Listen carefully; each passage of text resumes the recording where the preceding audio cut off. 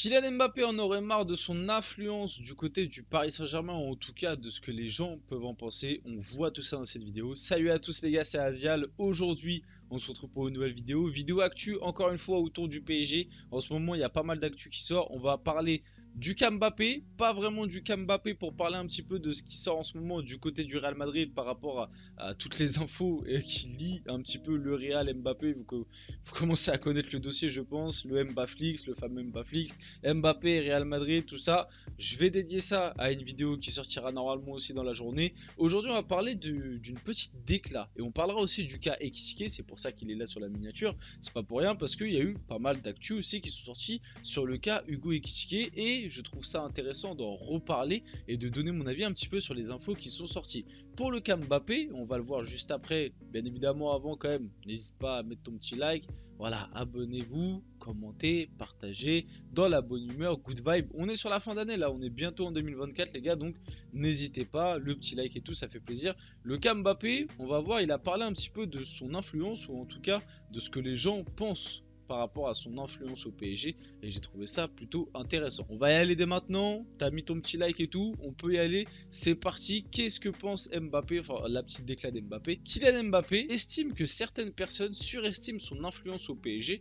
Je vais vous lire la déclat et je vais y réagir. Vous commencez à me connaître, Mbappé c'est un joueur que j'aime beaucoup, mais quand il fait ce genre de move là, ou même à une certaine époque, dans certaines rumeurs transferts, dans certaines de ses déclarations, dans certains de ses choix cet été, on les a vus, je pense que vous les avez vus les vidéos, et en plus la plupart avaient quand même très bien fonctionné, où j'avais des avis très tranchés sur cet été, ce que Mbappé avait décidé de faire, encore une fois comme gestion, comme sa carrière est très très bien gérée. Bon, je vais la lire et on va y réagir, mais... voilà, préparez-vous. Si vous êtes fan d'Mbappé, je pense que vous allez un peu me détester, parce que là je vais être aigri. On pense que c'est moi qui fais tout, que c'est moi qui fais l'équipe, ce qu'il faut faire, pardon.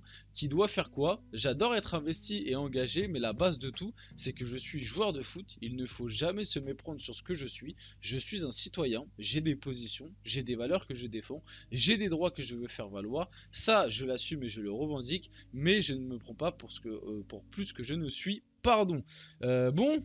On commence par où? Non, parce que là, il y a à boire, à manger, popcorn, assis au cinéma, écran full HD, magnifique. Là, Mbappé, il m'a pondu une déclaration, mais alors, j'ai l'impression que limite, elle est visée pour moi, sans me jeter trop de fleurs, mais vraiment, j'ai l'impression que là, il m'envoie un message, ou en tout cas, il envoie un message aux gens qui pensent un peu comme moi.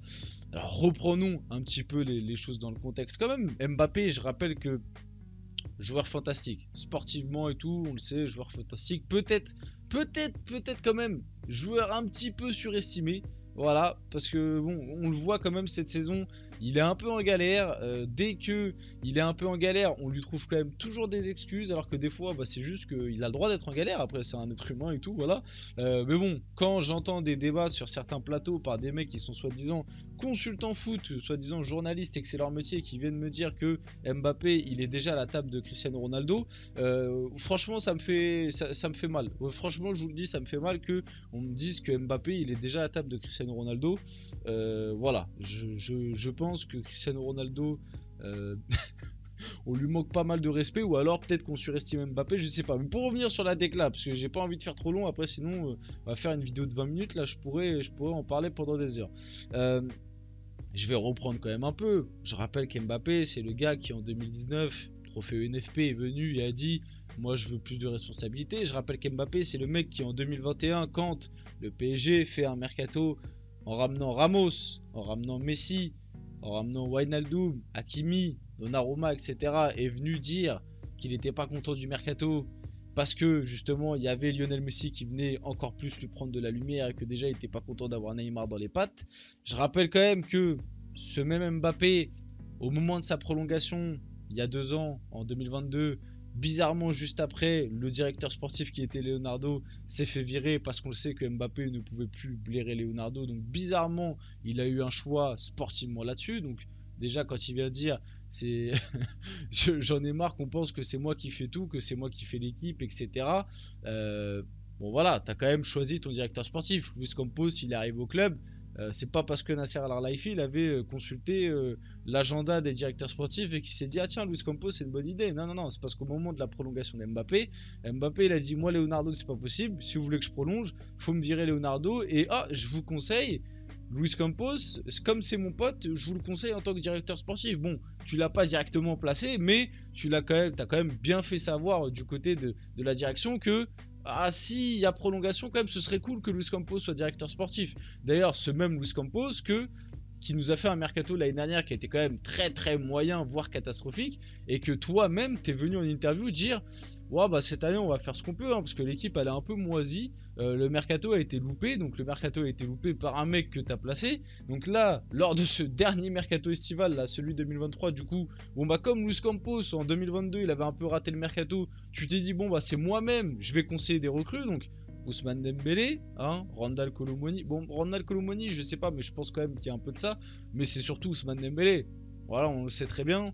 Ousmane Dembélé, c'est très bien qu'en interne, c'est pas Mbappé non plus qui a été discuté avec l'agent et tout. C'est pas Mbappé qui a payé la clause au Barça, mais on sait très bien qu'en interne que c'est quand même Mbappé qui, voilà, il a un petit peu, voilà, quand il a un peu poussé pour dire, hey, les gars, quand même, il y a Ousmane, ce serait bien que, voilà, ce serait bien de franciser un petit peu le vestiaire, ce serait bien de virer un petit peu les Sud-Américains, ce serait bien de dégager Neymar, ce serait bien de pas prolonger Di Maria, etc., etc. Bref, donc avec tous les exemples que je suis en train de vous donner, encore. Là, je vous ai parlé entre guillemets que de l'extra sportif, parce que c'est pareil, quand il dit moi à la base je suis juste joueur de foot, faut pas me méprendre sur ce que je suis, etc.